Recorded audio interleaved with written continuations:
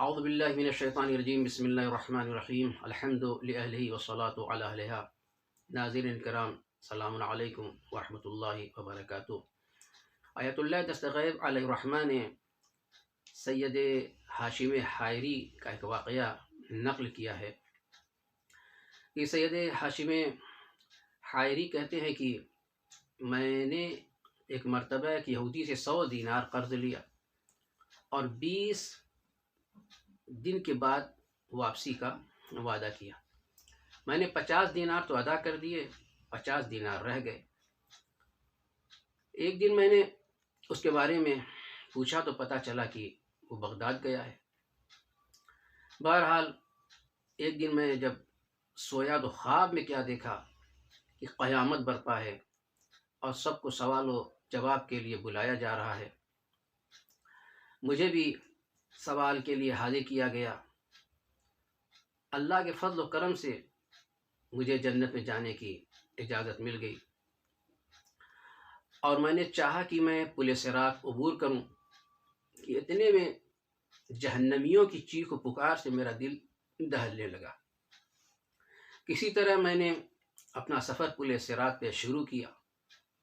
تھوڑی دور چلا تھا کہ کیا دیکھا میں نے کہ وہی یہودی جس کا قرض میرے ذمے تھا انگاروں کی شکل میں جہنم سے باہر آیا اور میرا راستہ روک لیا اور کہا میرا قرض ادا کرو۔ میں نے کہا بھائی یہاں کیسے ادا کروں، کچھ مہلت دے دو۔ کہا کوئی مہلت نہیں، میرا قرض یہیں اور ابھی ادا کرو۔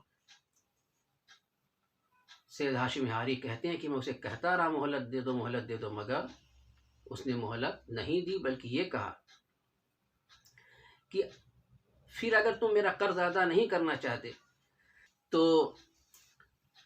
میری انگلی اپنے سینے پہ رکھ لینے دو۔ اب کرتے تو کیا کرتے، پیسہ تو تھا نہیں وہاں پہ۔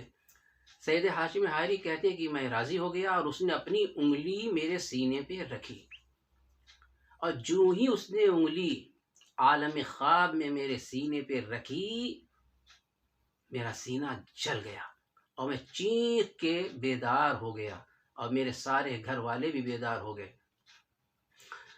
پڑوسی لوگ بھی جمع ہو گئے، یہاں تک کہ مجھ سے واقعہ پوچھا کہ کیا ہوا، یہ چیخنے کا سبب کیا ہے۔